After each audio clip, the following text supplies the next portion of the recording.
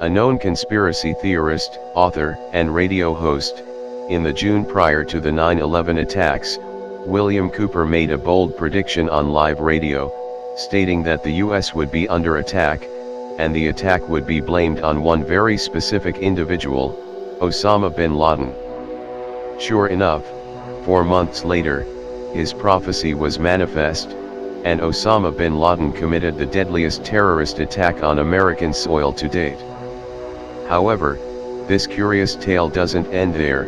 6 months after his prediction, and 2 months after the 9/11 attacks, Milton William Cooper was shot dead by police in his home in Eagar, Arizona, aged 58.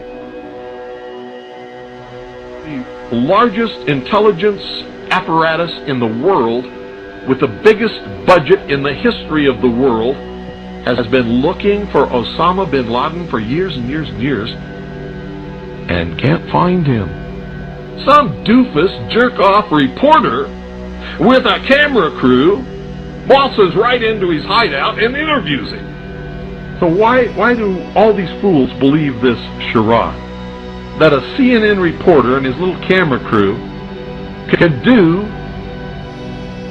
with all the money and all the assets and all the eavesdropping and all the intelligence and all the satellites and all the undercover operatives in the world can never do. It's because they're not trying, they don't want to. Is this some kind of incredible joke that people are so stupid they'll fall for this? And now we're being bombarded with messages that Osama bin Laden is planning to attack the United States of America and Israel. And I'm telling you, be prepared for a major attack. But it won't be Osama bin Laden. It will be those behind the New World Order who once again want to take the guns and the freedom away from the American people, because we're the only ones left in the world who can oppose the destruction of freedom in the world and then the implementation of a one-world totalitarian socialist government, and that is the goal. And whatever is going to happen that they're going to blame on Osama bin Laden, don't you even believe it.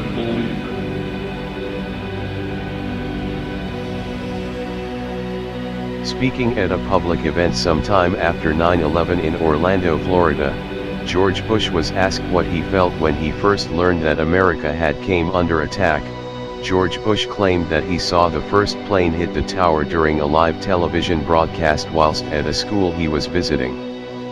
However, no live footage of the first plane hitting the tower was ever broadcast. For a live capture of the first plane hitting the tower, they'd have to have been broadcasting in expectation of the event. The earliest footage of the first plane hitting the tower was broadcast on the day following the attacks. I was sitting outside the classroom waiting to go in, and I saw an airplane hit the tower of a TV. You know, the TV was obviously on, and I used to fly myself, and I said, well, there's one terrible pilot. And I said it must have been a horrible accident. But I was whisked off there. I didn't have much time to think of it. Philip Marshall, an author, a former commercial airline pilot, and a public skeptic of how 9/11 was said to have occurred. During the 1980s, Philip Marshall was tasked with flying contract missions for the CIA.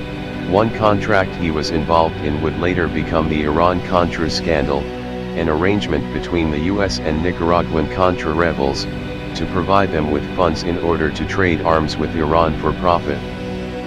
Philip Marshall retired in the 1990s, after a career which included extensive involvement with the CIA.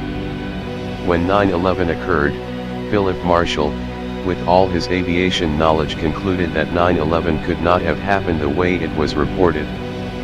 He went on to publish 2 9/11 books, the most famous of which being The Big Bamboo Soul, 9/11 and the War on Terror. Described as having a stable marriage, being a devoted father, and a leading aviation expert on 9/11, Philip Marshall had began on his third book regarding 9/11. On February 2, 2013, Philip Marshall allegedly shot dead his 14-year-old daughter, 17-year-old son, and the family dog before turning the gun on himself. His personal computer, which he did all his work and research regarding 9/11, as well as his books, were lost, despite being taken as evidence by the police. Usually in a murder-suicide where the dog is also killed, it's because there's a single parent who feels the children and family pet will have no one to care for them after the adult is gone.